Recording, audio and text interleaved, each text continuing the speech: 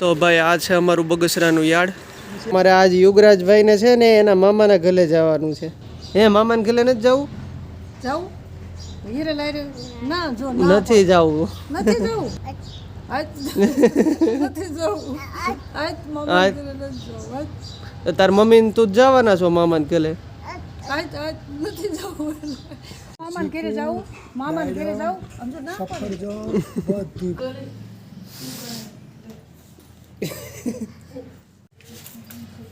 યુગભાઈ ને પૈસા આપો. લાવો લાવો આમ જોતો એને ખબર પડે છે પૈસાની. ચાલો બસ આવી ગઈ છે.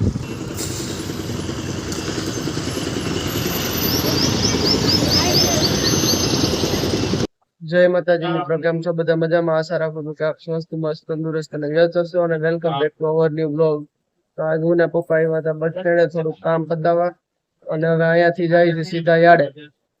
માર્કેટિંગ યાર્ડમાં થોડોક લેવાનું થાય છે એટલે યાર્ડમાં સીધી રીતે જો લઈ જતી ડાયરેક્ટ તો ફાયદા યાર્ડ નજીક જ છે એટલે જાય છે. બસ સ્ટેન્ડની તો સુવિધાની વાત કરી તો ઓલ ઓવર ગુજરાતમાં કેટલો ટ્રાન્સપોર્ટ ખૂબ જ સારા બસ સ્ટેન્ડો વ્યવસ્થા પાણીની વ્યવસ્થા અને હિલ ક્વોલિટીમાં શુદ્ધ અને શાંત વ્યક્તિઓને બેસાડેલા છે. અહીંયા જો બસ સ્ટેન્ડમાં અમારે વ્યવસ્થા બગસરાની છે ને તમે જોઈ લ્યો ને બહુ સારું છે. એમ ચોખાઈ એટલી છે, સ્ટાફે સારો છે.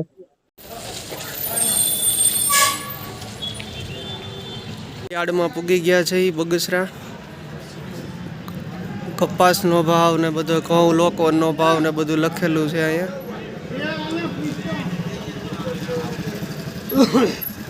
શું છે પપ્પા ઘઉંમાં?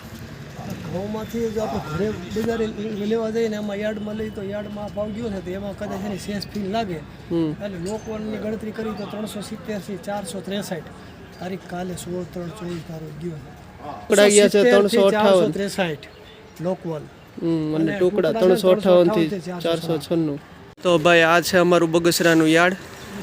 ટમેટા છે, આ બાજુ દૂધી પડી છે, આ બાજુ મરચા પડ્યા છે, આ બધી ડુંગળી છે અને આ બધો કપાસ છે. બહુ જાજો છે, કપાસનું ઉત્પાદન જાજુ આવ્યું છે. કપાસનું યાર્ડ મોટું પીઠું છે બગસરા અને પહેલાં તો 45 ગામનું અહીંયા લેવડ દેવડ હટાણું થતું હતું. અત્યારે તો થોડુંક ઘટી ગયું છે વાહનોના પ્રમાણ વધ્યા એટલે કોઈ ધારી છે, અમરેલી છે. યાર્ડમાં ભાઈ બધા અલગ અલગ બધી જગ્યાએ દેવા જતા હોય. અમુક બગસરા દે, અમુક ધારી દે. યાર્ડમાં હોવાનું કારણ એ કે તમે કાંઈ પણ વસ્તુ લ્યો ને તો અહીંયા તમને ફાયદો થાય અને અહીંયા તમને જથ્થાબંધ ભાવ મળી જાય. ઘરે આવી ગયા છે અને યાર્ડમાં ગયા હતા તો શું છે થોડુંક સસ્તું પડે, ફાયદો થાય. એટલે શું છે વહેલા ગયા હોય ને અમે ગયા તે હરાજી તો બંધ થઈ ગઈ હોય અને વહેલી હરાજી શરૂ થાય એટલે વહેલા ગયા હોત ને તો થોડું સારું રહે. હવે નેક્સ્ટ ટાઈમ થોડાક વહેલા જાઉં. મમ્મી જય માતાજી. જય માતાજી. ભાઈ આવ્યા મરસા હળદર ને ધાણા જીરું ને તો ન લઈ ગયા. એ અત્યારે પછી ટાઈમ નહોતો. અમારે આજ યુગરાજભાઈ ને છે ને એના મામાના ઘરે જવાનું છે. યુગ ને? હા. હે મામાના ઘરે જવું છે ને? હે ના પડે છે. હે મામાના ઘરે નથી જવું? જાવું હીરે લાઈરે ના જો નથી જવું. નથી જવું ના પાડે છે. તો તાર દાદા હારે જાવું? તાર દાદા હારે જાવું છે અમ્મુ? આજ નથી જવું આજ મામા ઘરે નથી જવું. તાર મમ્મી ને તું જવાના છો મામાના ઘરે? આજ નથી જવું મામા ઘરે નથી જવું. હા જાવું છે. હા જામફળ પાડી દીધા છે યુગભાઈને જામફળીમાંથી. દાદા અત્યારે જામફળ ખવડાવે છે ભાઈને. જામફળ બહુ ભાવે ને કા હુડા પોપટ લઈ લે કા આ જામફળ બહુ ભાવે. મમ્મી જો બીજું જામફળ સુધારે છે યુગભાઈ હાટુ. બા લઈને આવ્યા. પોચું પાકા જામફળ મારો દાંત મારો મીઠું મીઠું દાંત મારીને ખવાય, આખે આખું ન ખવાય. મામાને ઘરે જાવું મામાને ઘરે જાવું સમજો ના પડે બધું આ ના પડે છે. મામાને ઘરે નથી જવું. જાવું છે. જાવું છે. આમાં છે જામફળ, આમાં દોરિયા જામફળ. ભાઈ કાચા છે. હાલે હાલે બીજું હાલે એ તો યાદ છે. આયુભાઈ કાચા છે મને કાંઈ જો તો મીઠા મીઠા હોય જો ખાતા ના હોય હજી મોઢું ફેરી જો આપણે ઓલી કાઢ અહીંયા આંગળી આયુભાઈ આંબી જવા લઈ લે આયુભાઈ આંબી જવાના જો કેવું બાકી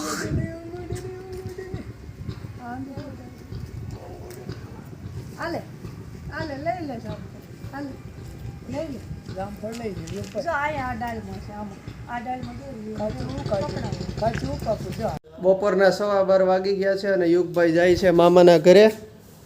અને જો લેંઘી ઉપર બીજી સડી પહેરવી. એ ટબુડી મામાને ઘરે જવું છે? ઠેલો તૈયાર થઈ ગયો છે યુગભાઈનો. હે મામાને ઘરે જવું છે તારે? યુગભાઈ યા યા યા યા યા પગમાં આવશે પગમાં એ લઈ લે આ પટો પકડી જાય આ પટા ના પકડી હા મમ્મી હવા બાર થયા છે તો હવે નીકળશું. હા હવા બહાર નથી જવા ઘડિયાળ પાછળ છે 12:30 થવા 12:30 થવા આવ્યા છે. એટલે યુગને બેહા દે હાલો આપણે હા હમણાં જવું છે ને તાર બસમાં હે જો જે માં જે અરે સાનો કર દો સાનો કા જે કરી લ્યો. તાર જવું છે ને મામાને ઘરે હે એટલે સાનો કર દો હા સાનો કર દો જે માં કમા કમા કરજો યુગને હાજો નરો રાખજો આમ પગે લાગો જે માં આ સાનો કરી લે સાનો અરે ડાયો કરી લે સાનો જો જો સાનો કરે જો હાથ કાળા થાય બાપુ હાલ હાલે બાપુ તે હાલે સાનો કરી દે હાલ સાનો પડી ગયેલો કરી દે જો જો તાર દાદા સાનો કરી દે અરે ડાયો ઓ કાકાને કરી દે કાકાને સાનો કરી દે હાલ મને તો કરી દે બાપુ સાનો કરી દે મને સાનો કરી દે અહીંયા કરી દે અહીંયા કરી દે સાનો હા કાકાને તે જે માં જે મને કરી દે ને ભાઈ જે ઓ પપ્પાને કરી દે સાનો પપ્પાને કરી દે આલે પપ્પાને સાનો કરી દે ઉખેડી લીધું સાગલો બહુ આલે પપ્પાને કરી દે સાનો પપ્પાને કરી દે ચા પપ્પાને કરીએ પછી દઉં તમને લ્યો મને કરી દો ચાલો. જે આલે લઈ લ્યો.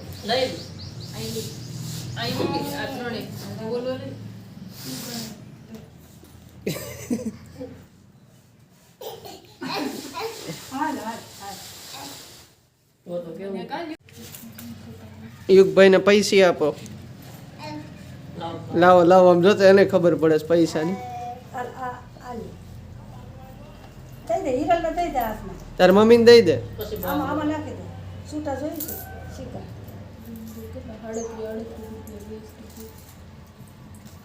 બસ એમાં નાખી દો.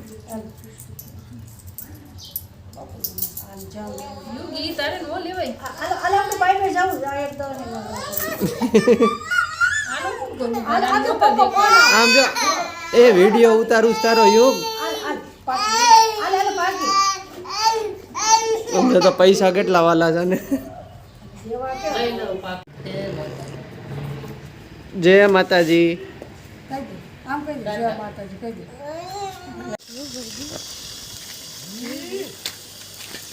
યુગભાઈ ગદીલા પકડવા કેટલા બધા છે જો. એ ઊભું રહી જાય.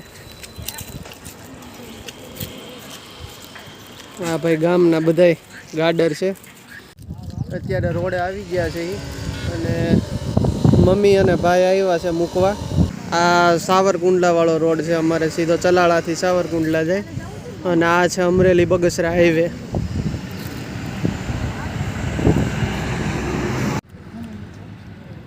જવું છે મામાને ઘરે? મામાને ઘરે જવું છે હે હા એમાં જવું છે ને. ટાટા ટાટા. ચાલો બસ આવી ગઈ છે.